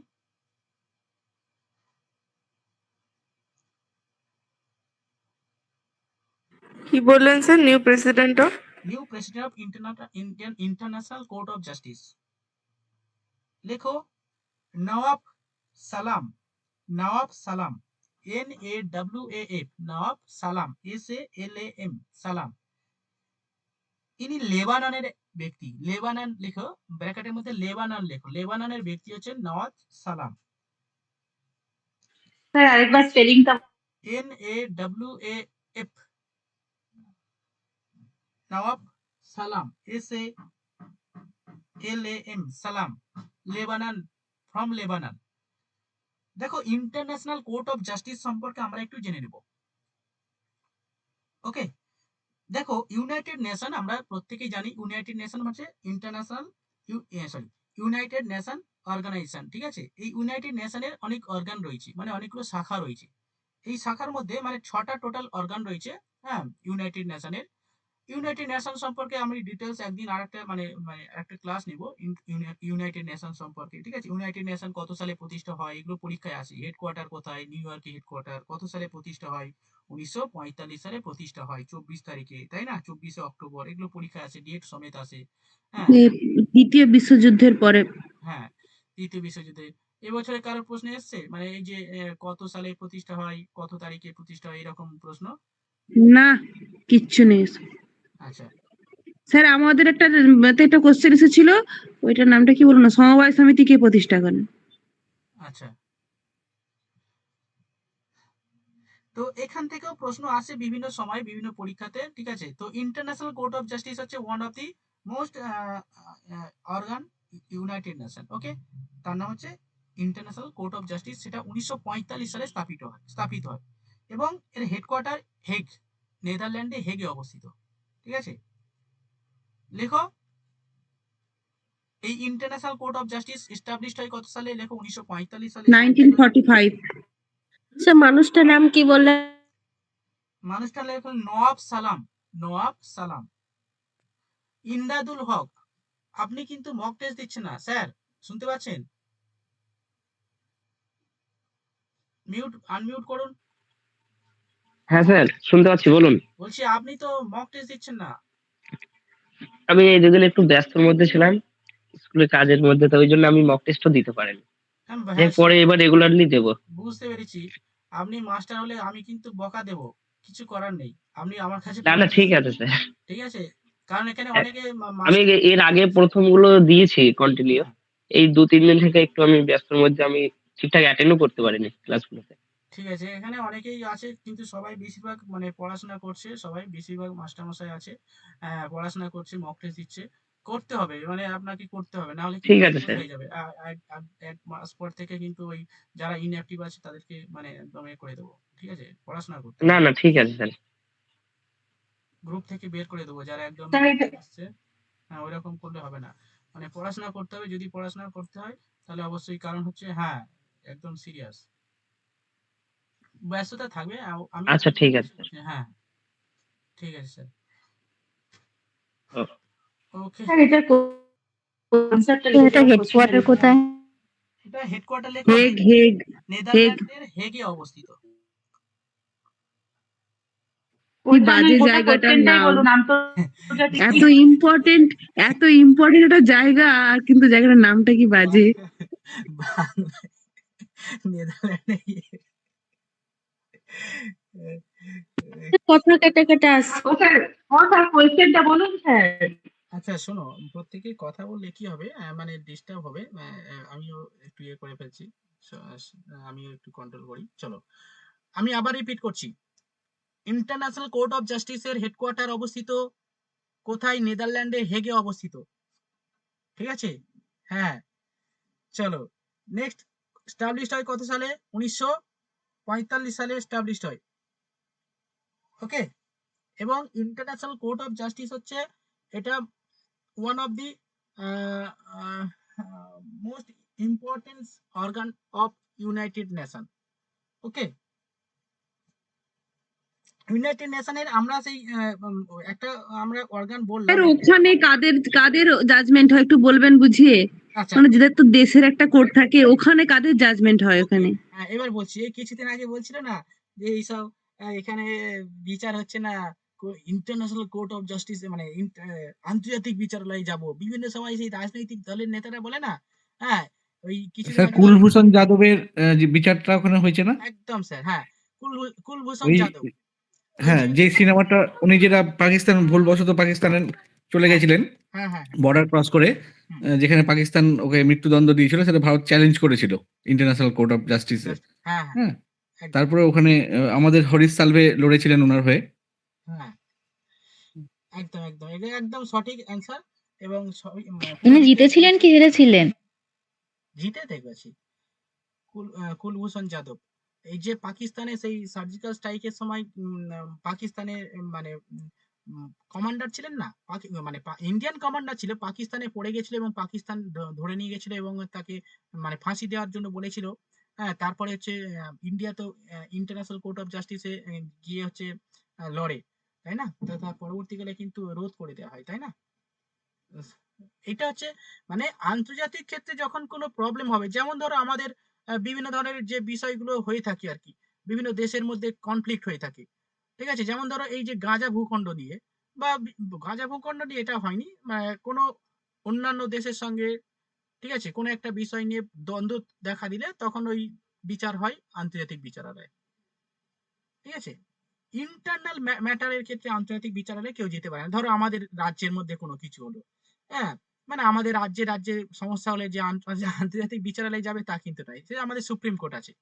যখন এক দেশের সঙ্গে অন্য দেশের কোনো প্রবলেম হবে কোনো বিষয় নিয়ে, তখন আন্তর্জাতিক বিচারালয়ে যেতে পারবে। যেমন মানে ধরো যেমন ওই ইন্টারন্যাশনাল কোনো ব্যাপার থাকবে তখনই যাবে। হ্যাঁ, এবার ইন্টারন্যাশনাল কোর্ট অফ জাস্টিস সম্পর্কে আমি একটু ডিটেলস বলি। ঠিক আছে? ওই তো বলে দিলাম হেগে অবস্থিত, নেদারল্যান্ডে হেগে অবস্থিত। এবং হচ্ছে এই ইন্টারন্যাশনাল কোর্ট অফ জাস্টিস যেমন ধরো আমাদের এখানে যে জাজরা রয়েছে, যেমন সুপ্রিম কোর্টের ম্যাক্সিমাম জাজ কত থাকতে পারে মনে আছে? বলেছিলাম ম্যাক্সিমাম জাজ, নাম্বার অফ 34 ম্যাক্সিমাম জাজ 34 জন 34 একজন মেন জাজ আর বাকি 33 জন বাকি 33 জন ওকে। 34 জন মেম্বার মানে জাজ আছে আমাদের সুপ্রিম কোর্টে, ঠিক সেরকম। তো ইন্টারন্যাশনাল কোর্ট অফ জাস্টিসের স্ট্রেংথ অফ মানে জাজ 15 জন মেম্বার থাকে। ঠিক আছে? অর্থাৎ 15 জন জাজ থাকে। এটা খুবই গুরুত্বপূর্ণ স্ট্র্যাটেজিকের আন্ডারে 15 জন টোটাল জাজ রয়েছে। এবং এই জাজগুলো নিযুক্ত হয় বিভিন্ন দেশ থেকে, অন্যান্য বিভিন্ন দেশ থেকে, মানে পৃথিবীর দেশ বললে ভুল হবে, পৃথিবীর 5টা যে মহাদেশ রয়েছে 5টা মহাদেশের থেকে। সেগুলো নাম্বার অফ এরিয়া এবং নাম্বার অফ পপুলেশনের উপর ডিপেন্ড করে কোর্ট অফ যে কতজন সেই দেশ থেকে প্রতিনিধিত্ব করবে এরকম উল্লেখ থাকে। ঠিক আছে? তো 15 জন টোটাল স্ট্রেংথ রয়েছে কোর্ট অফ জাস্টিসে। ঠিক আছে?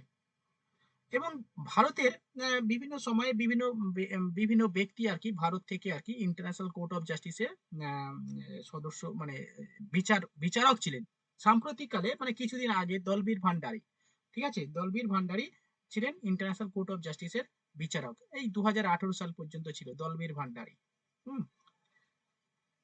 এই হচ্ছে পুরো ইন্টারন্যাশনাল কোর্ট অফ জাস্টিস সম্পর্কে পুরো তার দলবীর ভান্ডারী ফ্রম ইন্ডিয়া। হ্যাঁ, দলবীর ভান্ডারী ফ্রম ইন্ডিয়া। এটা ছিল নগেন্দ্র সিং ছিলেন 4 জন ছিল টোটাল। আমি তাহলে বলি প্রত্যেকটা মানে 4 জন যে যারা ছিলেন প্রত্যেকের নাম বলেছি। দলবীর ভান্ডারী সাম্প্রতিককালে ছিল, সেইখানে এর নামটা প্রথমে বললাম। এর আগে যেটা ছিলেন, ঠিক আছে, লিখে নাও, নগেন্দ্র সিং। আরেকজন লেখো আর.এস. পাঠক।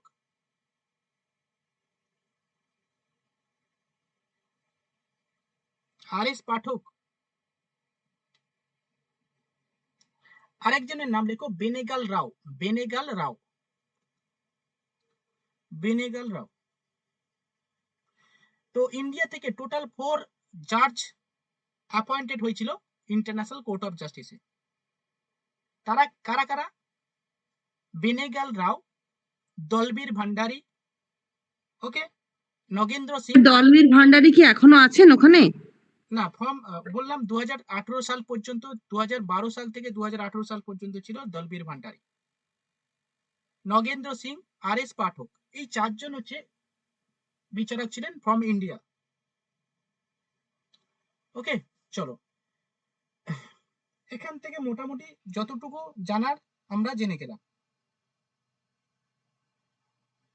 স্যার হ্যাঁ বলো। বলছি এটা 4 জনই কি 2018 পর্যন্ত ছিল? না 4 জন না, আমি তাহলে সালগুলো বলবো। এই মানে 2018 সাল পর্যন্ত না ফার্স্ট ছিলেন নগেন্দ্র ফার্স্ট ছিলেন। প্রথমে না, বেনেগাল ছিলেন ফার্স্ট। 1952 থেকে 53 সালে বেনেগাল ছিলেন। ঠিক আছে? বেনেগাল 1952 থেকে 53 প্রথম। ওকে, 1952 থেকে। তাহলে লিখো, তোমরা ডিটেলস আরো জানতে চাইছো, চলো লিখে নাও। বেনেগাল লেখো 1952 থেকে 53। না আমি ওগুলো লিখবো না, আপনি বলে যান, ঠিক আছে। নেক্সট লেখো নগেন্দ্র। নগেন্দ্র সিং ছিল 1985 থেকে 88। আর পাঠক ছিল 1989 থেকে 91 পাঠক, আর.এস. পাঠক। আর দলবীর ভান্ডারী ছিল 2012 থেকে 2018। আমি এই পর্যন্ত তোমাদের শেখানোর চেষ্টা করছিলাম দলবীর ভান্ডারীটা। তো আরো ভেতরে গেলাম, ঠিক আছে, অসুবিধা নেই, জানার কোনো শেষ নেই, জানলে কোনো ক্ষতি নাই। ঠিক আছে? তো এই 4 জন তাদের টার্ম আর.এস. পাঠকটা 1989 থেকে কত বললেন? মাই গড, 92, 91, 91।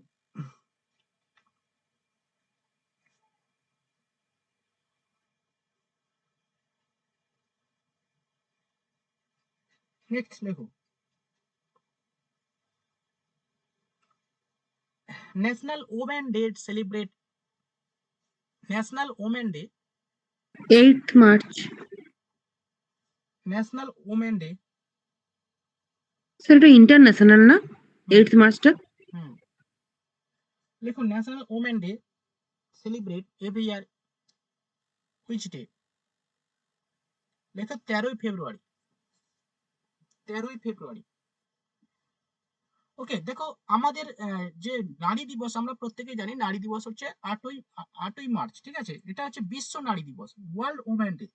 বাট এখন যে আমি প্রশ্নটা করলাম সেটা হচ্ছে কি national women day celebrate in which day, এটা হচ্ছে 13ই ফেব্রুয়ারি। ওকে, এই 13ই ফেব্রুয়ারি কেন করা হচ্ছে, এই মানে হচ্ছে সরোজিনী নাইডু, সরোজিনী নাইডু। সরোজিনী সরোজিনী নাইডু হচ্ছে, ইনি হচ্ছেন আমাদের নাইটিঙ্গেল অফ ইন্ডিয়া। ভারতের প্রথম women president of INC, Indian national কংগ্রেসের প্রথম প্রেসিডেন্ট। প্রথম তো অ্যানি বেসান্ত। আরে ভাই না ভারতীয়। শোনো না, ওরা ও ভারতীয়। ভারতীয় বলেছেন, আচ্ছা আচ্ছা। দাঁড়াও একটু আমি ডিটেলসে বলার চেষ্টা করি, মানে তোমরা জানি তো, ঠিক আছে, আমি আরো অনেক কিছু ইনফরমেশন দেবো যা মানে অনেকে জানে না, ঠিক আছে। ফার্স্ট স্বাধীনতার পর প্রথম রাজ্যপাল, মহিলা রাজ্যপাল। দেখো first women president of India INC, Indian national কংগ্রেসের প্রথম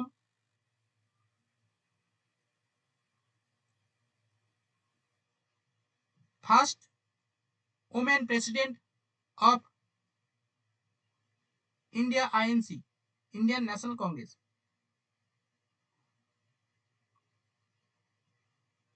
ওকে, এনার সম্পর্কে আরো অনেক ইনফরমেশন আছে, তবে আমাদের সবকিছু জানার দরকার নাই, ঠিক আছে। এবং মানে এনাকে নাইট অ্যাঙ্গেল অফ ইন্ডিয়া বলা হয়, এটা একটু জেনে নিতে হবে, ঠিক আছে।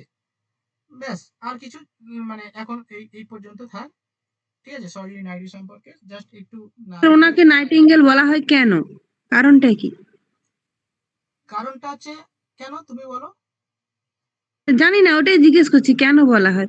মানে উনি কি মানে ইংলিশ পোয়েট্রি লিখতেন এই জন্য বলা হয়, না উনি কোনো গান টানও করতেন এরকম কিছু, না মিষ্টি ভাষীর জন্য, কিসের জন্য বলা হয় জিজ্ঞেস করছি এখন। হ্যাঁ, অ্যাকচুয়ালি এনাকে একটা যেমন স্যার আমি জানি লতা মঙ্গেশকরকেও নাইটিঙ্গেল বলা হয়, কিন্তু নাইটিঙ্গেল অফ ইন্ডিয়া বললে ওটা উত্তর সরোজিনী নাইডুই হবে।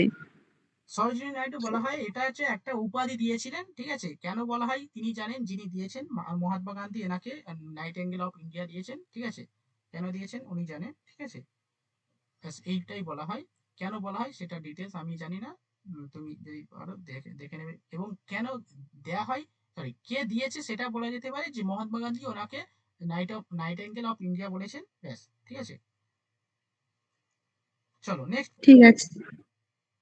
National science day celebrate in which day, national science day celebrate in which day, 28শে ফেব্রুয়ারি। ন্যাশনাল সায়েন্স ডে সেলিব্রেট, ওই সিভি রমনের বার্থডে হিসাবে। National science day celebrate in which day, লেখো 28শে ফেব্রুয়ারি।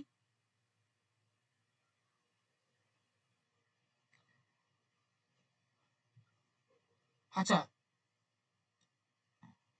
এবার আমরা এই ডিটেলস মানে এই সম্পর্কে আমরা একটু ডিটেলস জেনে নেব, ঠিক আছে। দেখো সিভি রমন হচ্ছে আমাদের প্রথম ইন্ডিয়ান সায়েন্টিস্ট, ঠিক আছে, যিনি কিনা ভারতরত্ন অ্যাওয়ার্ড পেয়েছেন, সিভি রমন। ওকে, 28শে ফেব্রুয়ারি, ঠিক আছে, সিভি রমন রামন এফেক্ট আবিষ্কার করেন।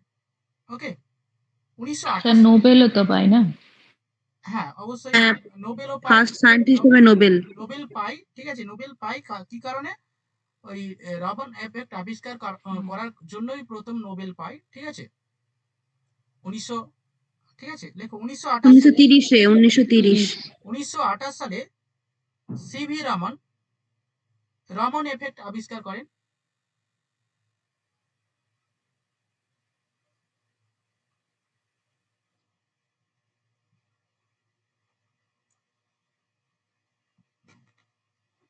ওকে, রামন এফেক্ট আবিষ্কার হলো 1928 সালে ফেব্রুয়ারি মাসে, 28 ফেব্রুয়ারি।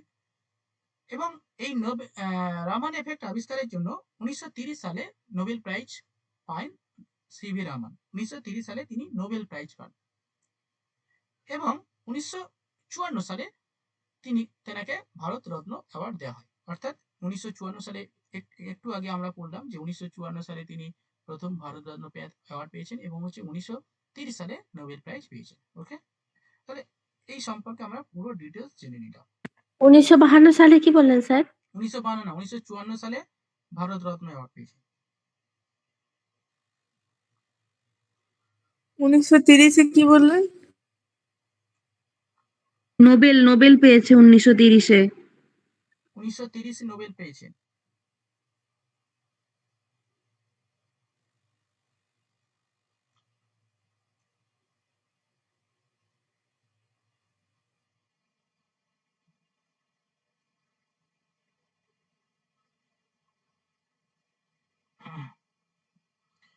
নেক্সট,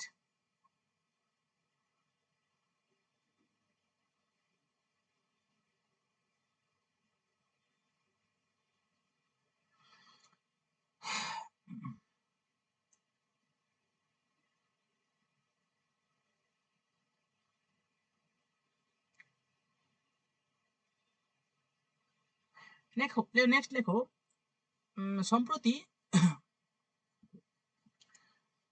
ভারতের প্রথম মানে ইউনিফর্ম সিভিল কোড, ঠিক আছে, ইউনিফর্ম সিভিল কোড সম্পর্কে একটু বলবো। তো ইউনিফর্ম সিভিল কোড ভারতের প্রথম উত্তরাখণ্ডে এই ইউনিফর্ম সিভিল কোডটা চালু হয়, ঠিক আছে। তো এই সম্পর্কে আমরা একটু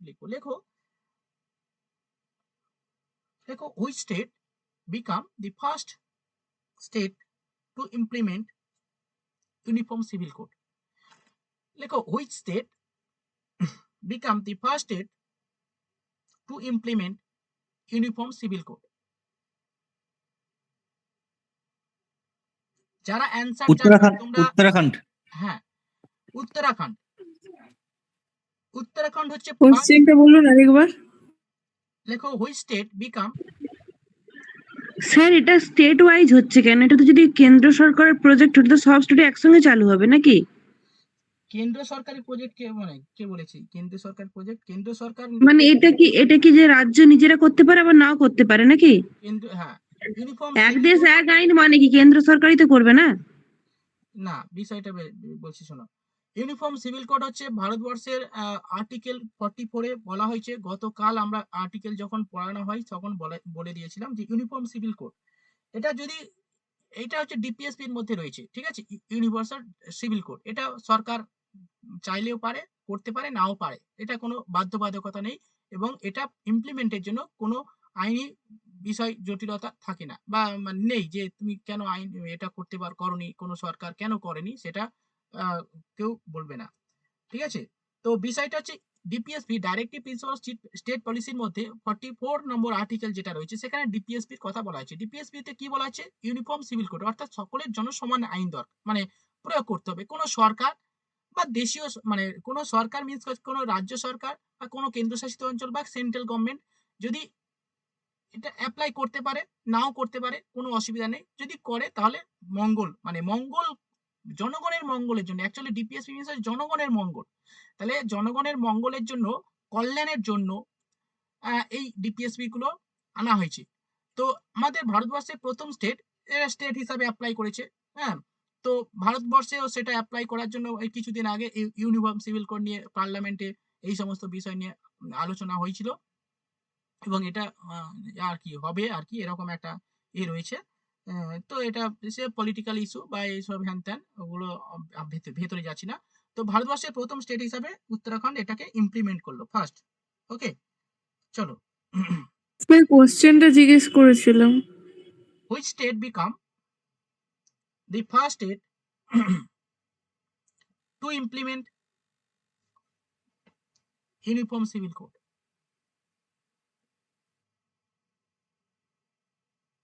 স্যার একটা কথা বলবো, বলছি ফার্স্ট স্টেট মানে প্রথম চালু করেছিল নাকি সম্প্রতি প্রথম চালু করেছে? কারণ আমাদের ওই নোটে লেখা ছিল অ্যাপ্লিকেবল ইন গোয়া অনলি, ওই আর্টিকেল 44-এ ইউনিফর্ম সিভিল কোড। তাহলে এটা বুঝতে পারছি না, আরেকবার একটু বললে ভালো হতো। হ্যাঁ, হ্যাঁ। পুরো ডিটেইলস বলবো, অসুবিধা নেই। তুমি ঠিকই শুনেছো। ঠিক আছে? দেখো এটা অনেক ইতিহাস আমরা আজকে শিখবো, অসুবিধা নেই। হ্যাঁ? ইউনিফর্ম সিভিল কোড হচ্ছে তুমি যেটা বললে গোয়া। ঠিক আছে? ঠিক আছে? গোয়া প্রথম first state to implement uniform civil code. এটা হচ্ছে ইমপ্লিমেন্ট হয়েছিল প্রথম। সেটা বহুদিন আগে, প্রি ইন্ডিপেন্ডেন্ট মানে ভারতবর্ষ স্বাধীন হওয়ার আগে হচ্ছে, হ্যাঁ, এই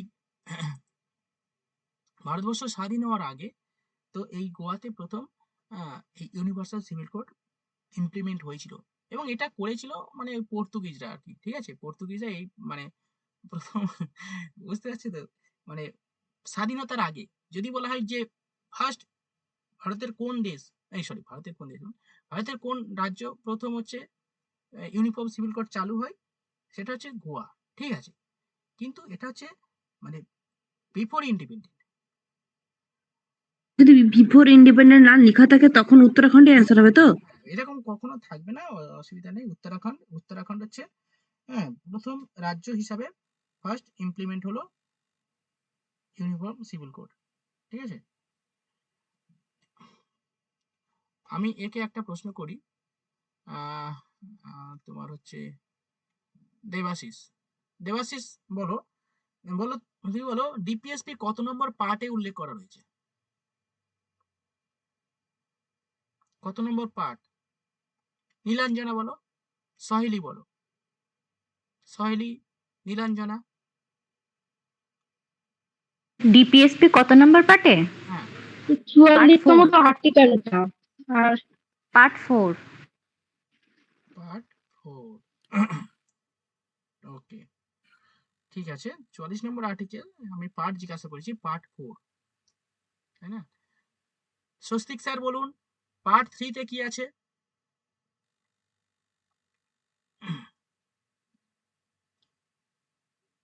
সৌরভ নন্দী।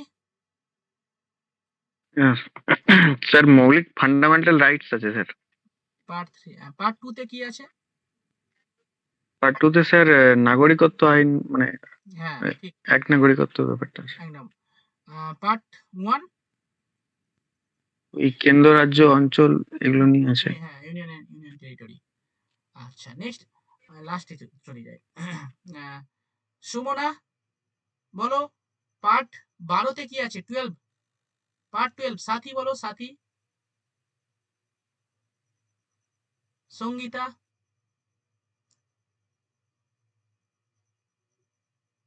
সুচন্দ্রা। সুচন্দ্রা,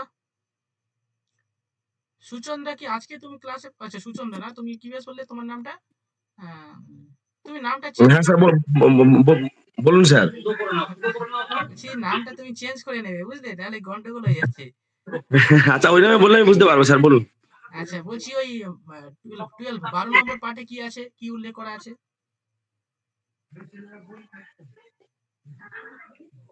8 নম্বর পার্ট তো বলতে পারবো না স্যার, পার্টটা খুব একটা পড়া হয়। ট্যাক্স নিয়ে আছে না, ট্যাক্স হ্যাঁ ট্যাক্স নিয়ে 12 নম্বর পার্টে ফাইন্যান্স প্রপার্টি কন্ট্রাক্ট।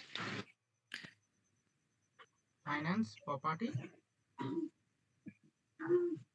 মৌমিতা বলো। চুক্তি। হুম, ফাইন্যান্স প্রপার্টি কন্ট্রাক্ট চুক্তি গুলো আছে। কি কোশ্চেন করলেন? স্যার পার্ট 3 টা কি বললেন? পার্ট 3 স্টার্ট হবে। মৌলিক অধিকার। চলো আর এইসব, দেখ ভুল করছিস, দেখ বিয়োগ ভুল করছিস তো। আচ্ছা স্যার আমি একটু বাইরে বেরোতে হবে, লেফট নিতে পারি? হ্যাঁ ঠিক আছে, একদম ওকে একটু ইমার্জেন্সি একটু সিচুয়েশন আছে। ওকে হ্যাঁ ঠিক আছে ওকে। অরূপ, ধর বল। হ্যাঁ পরে কথা হবে বন্ধু। হ্যাঁ ঠিক আছে, তোকে আমি ফোন করবো পরে। হ্যাঁ আচ্ছা ঠিক আছে, আমাকে একটু রথবাড়ি যেতে হবে, একটু কাজ পড়েছে। হ্যাঁ থ্যাংক ইউ স্যার, রাখলাম আমি। ওকে হ্যাঁ চলো নেক্সট প্রশ্ন। লেখো world wetland day celebrate in which day? World 2nd February. World wetland day, লেখো ওয়ার্ল্ড ওয়েটল্যান্ড ডে। কর না রে। ওয়ার্ল্ড ওয়েটল্যান্ড ডে 2রা ফেব্রুয়ারি, 2nd ফেব্রুয়ারি।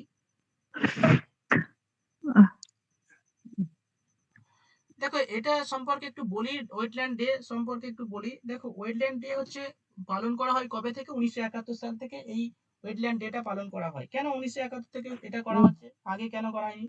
কারণ হচ্ছে এই সময় আর কি রামসার সাইট মানে সম্মেলন হয়, রামসার সম্মেলন হয়। মানে কেন এই রামসার সম্মেলনটা কি একটু ডিটেলস একটু জেনে নিতে হবে। ওকে, তো রামসার সম্মেলন হচ্ছে আমাদের, আচ্ছা সাথী সাথী মিউট করো।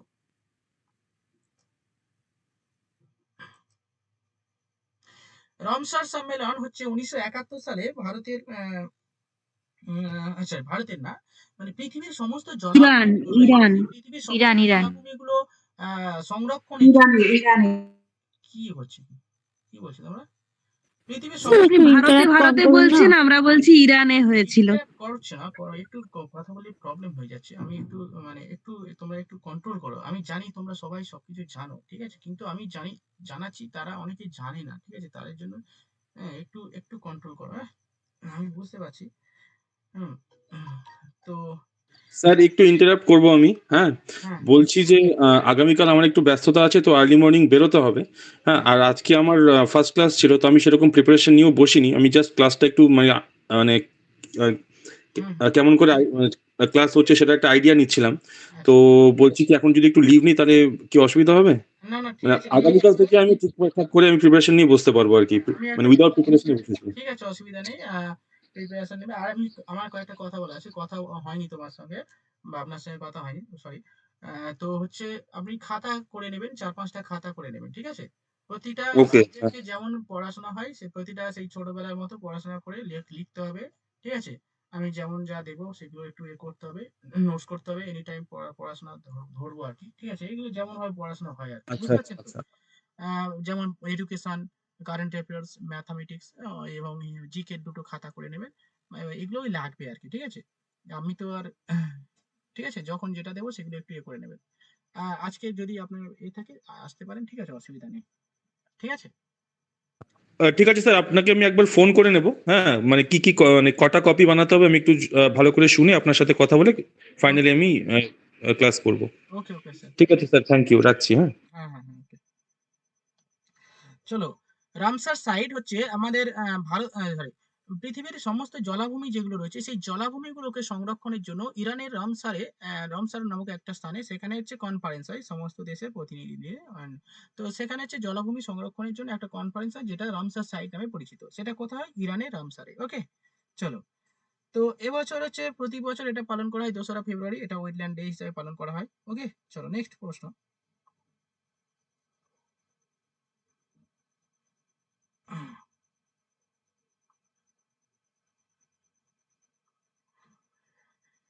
আচ্ছা, লং উড শোলা রিজার্ভার, লেখো long wood, long wood Shola reservoir forest, long wood Shola reservoir forest forest কোন রাজ্যে অবস্থিত?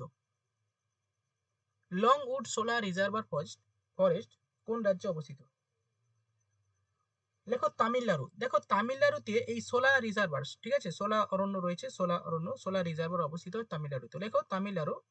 এটা হচ্ছে ইন্ডিয়ার ফার্স্ট মানে রামসার সাইট, ফার্স্ট বলছি, মানে নতুন রামসার, নতুন হচ্ছে রামসার সাইট। ওকে,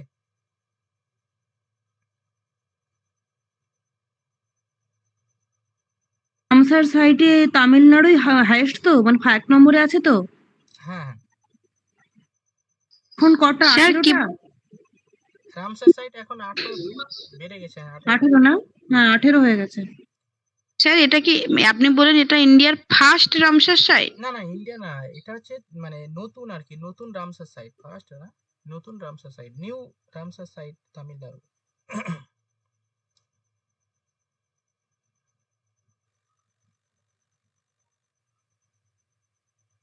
নেক্সট।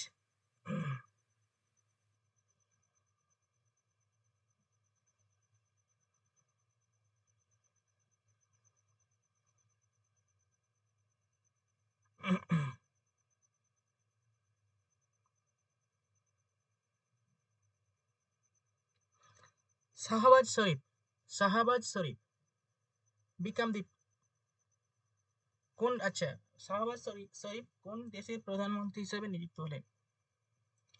সবাই জানো? পাকিস্তান। শাহবাজ শরীফ কি বললেন স্যার? শাহবাজ শরীফ কোন দেশের প্রধানমন্ত্রী হিসেবে নিযুক্ত হলেন?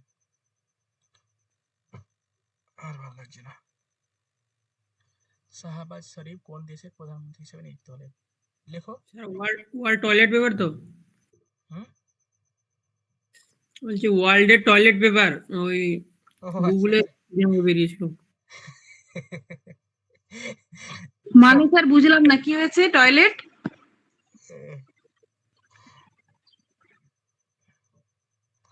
টয়লেট বানিয়েছে না কি হয়েছে?